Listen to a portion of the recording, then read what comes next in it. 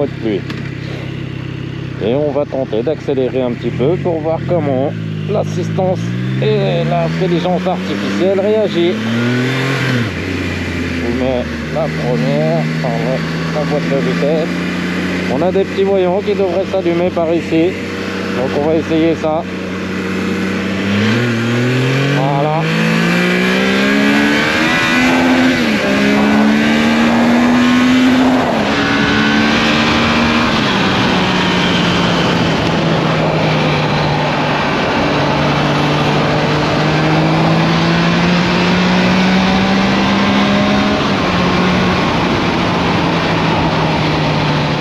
Relativement bien. Regardez, on va refaire un petit essai. Enfin, on a carrément en première. Voilà. Pareil pour les freins, donc vous voyez là, j'ai beau freiner, ça déclenche même pas l'ABS. On va refaire un essai. Frein arrière. Ah bah ça s'allume pas sur le tableau de bord, mais là il s'est enclenché. Frein avant. Ah voilà. Ça freine, hein. Je peux vous dire là, j'ai même pas enclenché l'ABS, donc vraiment très pratique. Ici c'est pareil, c'est une route qui est assez glissante parce qu'elle est un peu humide, donc par exemple sortie de virage en troisième, bon là ça va, hein, hop. Voilà, dès que... Ah vache, il fait dans l'œil. Voilà, l'ABS qui s'enclenche un peu, vous voyez au milieu là, ça c'est très gras, un peu boueux. Donc les assistances de chez Triumph en ce qui concerne le traction control et l'ABS, alors que ce soit sur le sec ou sur la pluie, hein, finalement, mais sur la pluie ça met relativement en confiance, hein, vous le doutez bien, étant donné qu'on a quand même une adhérence qui est beaucoup moins sécurisante que sur le sec. Alors regardez un peu, on démarre, on ouvre,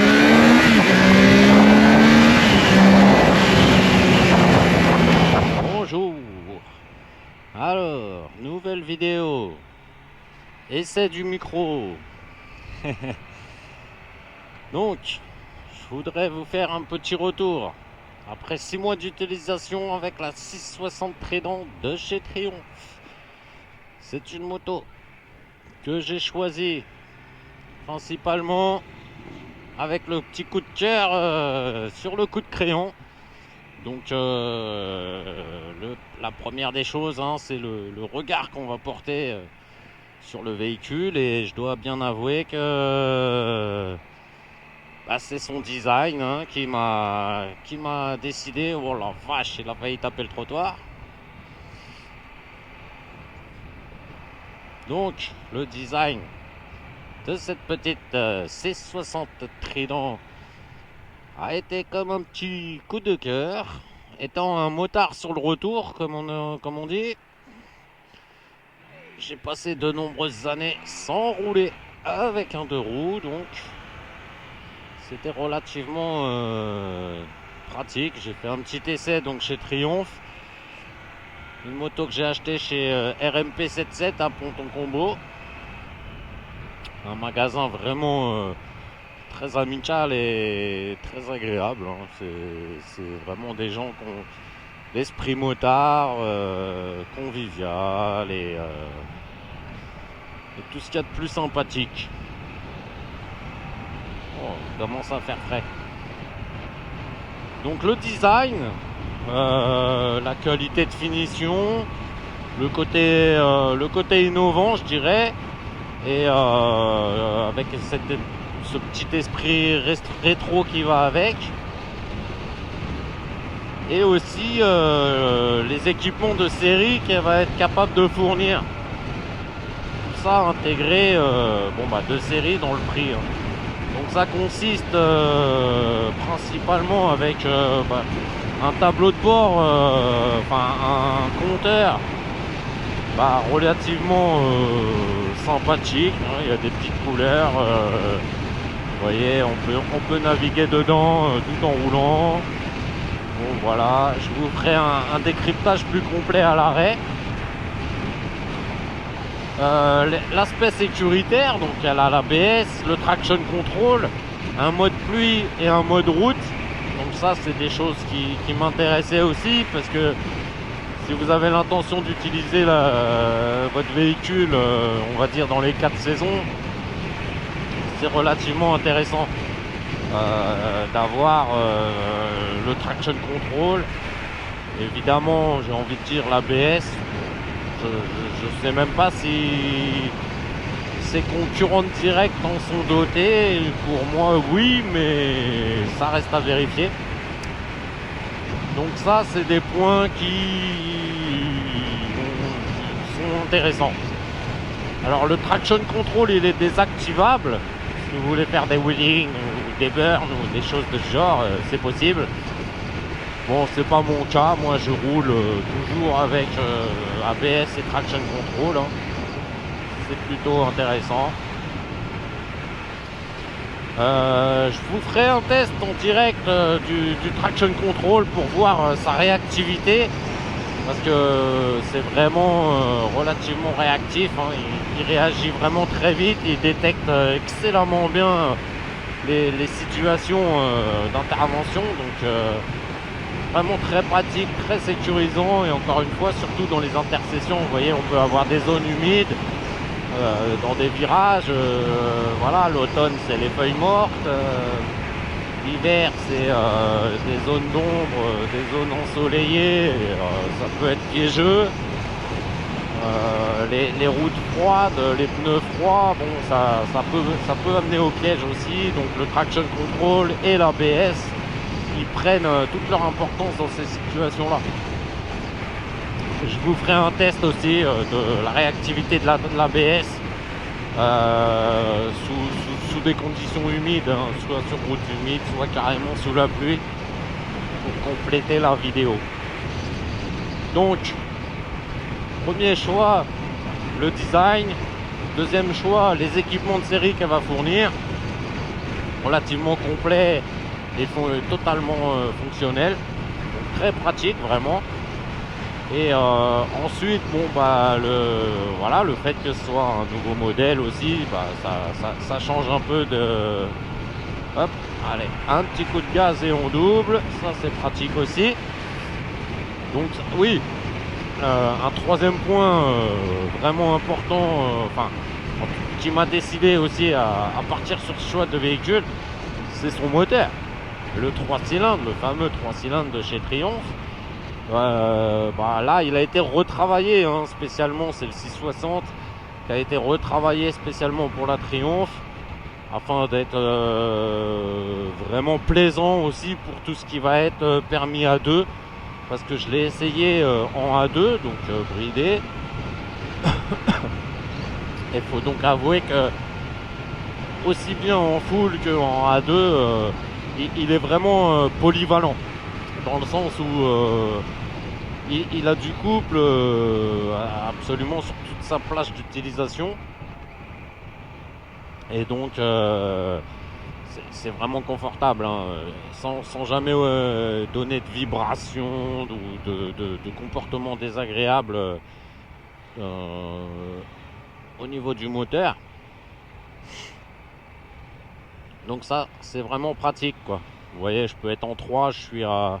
Ah bah, je sais pas combien je suis, mais voilà,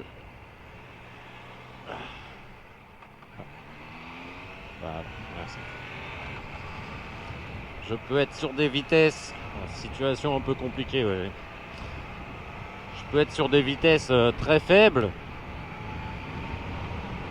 enfin une vitesse de kilométrique, enfin de roulage, quoi, très faible, genre 40 km/h en 6ème, quoi. Il suffit d'accélérer un petit peu et elle va repartir sans même brouter, quoi. Donc c'est vraiment très pratique, hein, pour la promenade, pour le cruising, c'est super confortable, hein, parce que c'est une moto qui reste silencieuse avec les normes, les nouvelles normes Euro 5, hein, que ce soit pollution, bruit et tout ce qui accompagne cela. Donc elle est dans les normes, hein, c'est normal. Donc le côté sécuritaire, le design, le moteur, vraiment très appréciable sur ces 3 critères là. Et bon bah ensuite c'est aussi Triumph. Bon bah on se démarque un petit peu de ce qui se fait de plus, hein. On va dire les japonaises, je pense, sont celles qui remportent le plus de parts de marché, mais c'est chez Triumph que j'ai trouvé mon bonheur personnellement. Voilà. Donc après 6 mois d'utilisation, la fiabilité, bon, rien à dire, aucun problème sur la machine, elle se comporte excellemment bien. Ah bah tiens, il se met à pleuvoir, on va peut-être pouvoir faire des petits essais de launch control, traction control.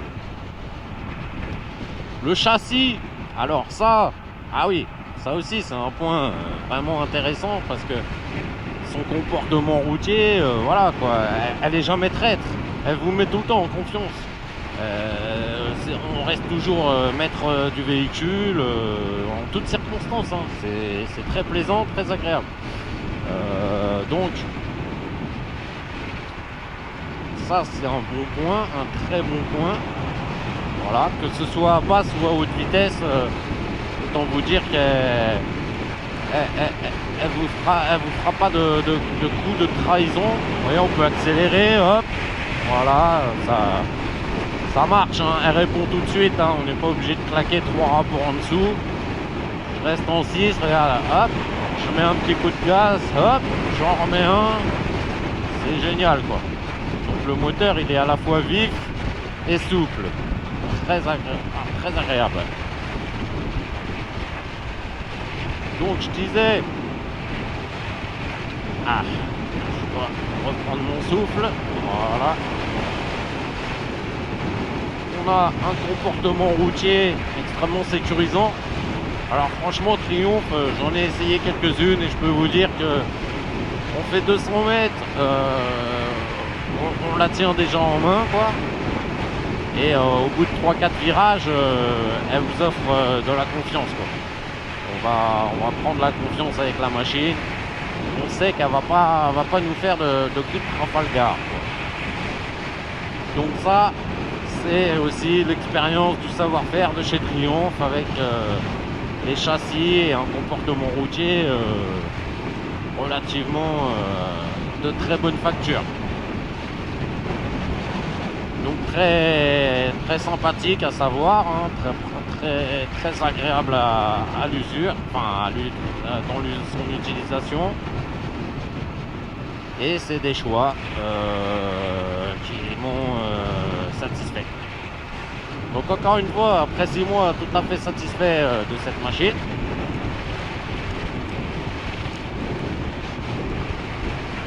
Et il se met à pleuvoir.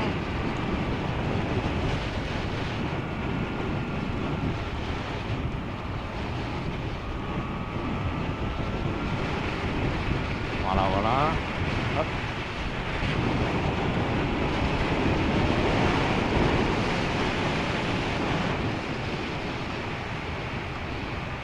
Alors, pour revenir sur le moteur, on a 81 chevaux et de mémoire 69 Nm de couple ou 64 à vérifier.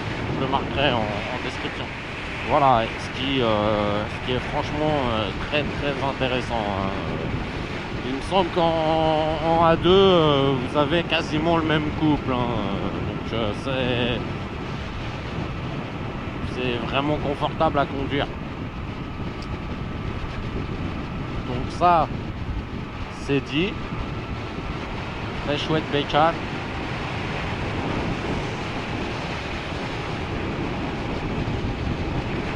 Au niveau des freins, alors il y a un freinage Nissin avant-arrière. Bon bah évidemment avec l'ABS, on en a déjà parlé. Bon bah ça freine très bien. C'est pas ce qu'il y a de plus brutal ou les meilleurs freins du marché. On se comprend bien. Maintenant, ils sont tout à fait adaptés à la moto et j'ai jamais eu à dire quoi que ce soit sur les freins en tant que critique négative. Au contraire. En fin de compte, alors l'arrière, il est un petit peu léger. On est léger sur la roue arrière. Alors c'est vrai que bon, l'ABS il a tendance à se déclencher. Néanmoins, on peut complètement freiner la machine uniquement de la roue arrière, quoi. Donc c'est relativement pratique ça aussi. Et pour vous dire que c'est plutôt efficace. Alors que ce soit pour redresser un petit peu la machine en virage, voilà, il suffit de mettre un peu de l'arrière. Que ce soit... alors vous voyez, on a une route humide là, avec un peu de traces de boue sur les côtés. Et ben, c'est une machine qui va nous laisser en confiance. Parce que je sais que sur l'axel, pour le traction control, il va intervenir exactement au moment où nécessaire, où ce sera nécessaire. Et si j'ai besoin de faire un freinage un peu appuyé, franchement vous pouvez y aller. Voilà, l'ABS va se déclencher en fonction, quoi. Alors, sur route humide, il vaut mieux mettre le mode pluie, hein. Et la réaction sera beaucoup plus adaptée. Voilà.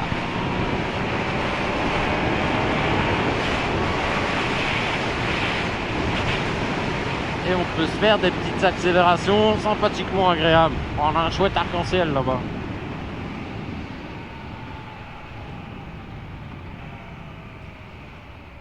Voilà, en ce qui concerne l'amortissement, donc fourche et amortisseur arrière. Alors les deux sont non réglables, hein. Enfin l'amortisseur, oui, on peut le régler manuellement avec la clé si nécessaire. Bon là le véhicule il est neuf et je pense qu'il est complètement adapté à mon poids et à mon gabarit. Du coup j'ai pas eu besoin d'intervenir à ce niveau-là. Même si parfois peut-être que j'aurais envie de mettre un petit cran ou deux sur l'amortisseur arrière. Oula. On se demande si c'est de la pluie ou de la grêle cette histoire. Bref. Donc la fourche, elle peut être un petit peu molle par moment. Bon, c'est sûr que c'est pas, elle n'est pas destinée à avoir un caractère sportif. Elle est destinée plutôt à être un roadster routier, voilà, routier plus. On va pas dire que c'est un roadster sport. C'est une routière plus. Donc on garde une position de conduite franchement agréable. Ah. Il coupe la gueule mais il s'excuse. Allez, c'est pas grave. Voilà, donc la position de conduite agréable. Donc là on va faire un petit peu de ville là, pour vous démontrer un petit peu qu'elle est vraiment maniable et très souple. Vous voyez, je suis en quatrième. C'est pas grave. Bon, voilà, et je suis quand même un peu obligé de descendre en deux. Donc on va faire ce test là. Et puis je vais faire une petite accélération parce que là on a quand même une route mouillée. Et donc on va pouvoir faire quelque chose d'intéressant. Le test il va être valable. S'il veut bien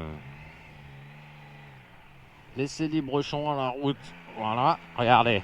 Première, voilà, j'ai tout de suite le traction qui s'est enclenché. Là, je sais pas si vous l'avez vu. Le voyant il se trouve ici. Hop. On va refaire un petit test. J'ai donc démarré au stop. On passe sur la ligne blanche. Et tout de suite il s'enclenche. Je ne l'ai pas spécialement senti dans la poignée d'accélérateur. Mais autant dire que voilà, c'est pour vous dire à quel point c'est sécurisant. Voilà. Hop, des plaques de fer. Voilà. Vous le voyez qui s'enclenche. Ça m'évite de complètement patiner. La route elle est humide, graveuse, enfin gravillonneuse. Hop, on peut accélérer.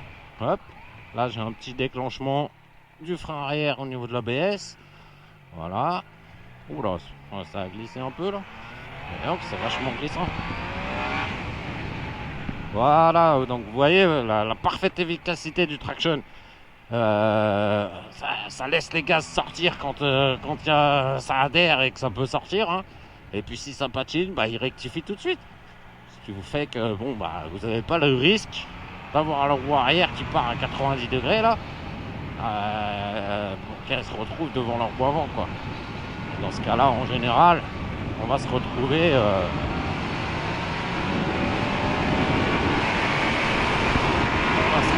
par terre.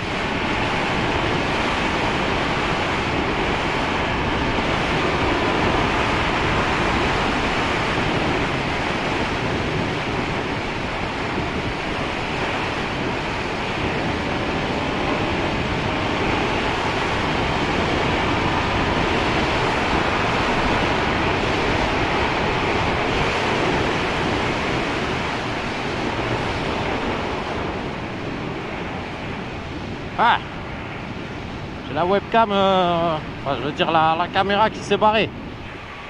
J'espère que ce sera bien cadré. Là c'était le petit plaisir de la liberté du deux roues quoi. C'est vrai que quand on tourne les gaz, on se sent libre, hein. On se sent pas un peu plus jeune. Putain ça fait du bien quoi. Voilà, bon, il y a une petite poussette, sinon je voulais vous faire un petit test au niveau de sa maniabilité. Voilà, on peut le faire là. Hop, hop, on arrive là, on esquive le dodan et tout va bien quoi. C'est un peu comme faire du vélo en deux roues, enfin sans les mains je veux dire. Et vous vous retrouvez, voilà, on peut être hop, d'une agilité incroyable même à une main. Donc la maniabilité elle est remarquable. Alors c'est une moto de mémoire qui fait dans les 190 kg si je me trompe pas. Et donc par rapport à son poids puissance, bon bah c'est tout à fait honorable, hein.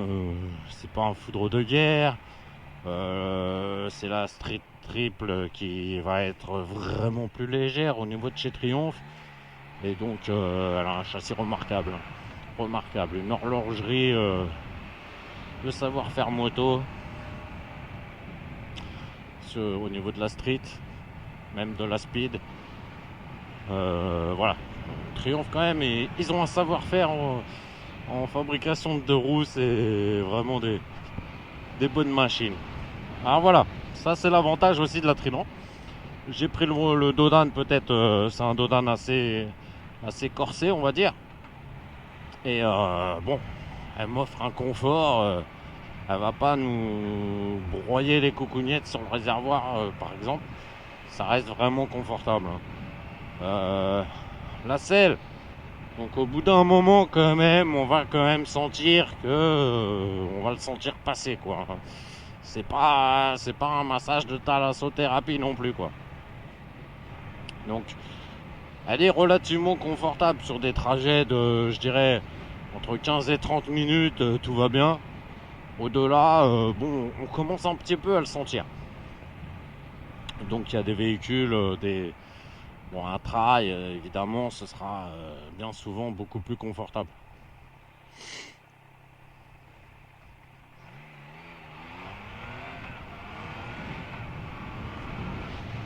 En règle générale. Donc voilà pour aujourd'hui. Écoutez, je vous reprends un peu plus tard pour compléter la vidéo avec les essais d'ABS et traction.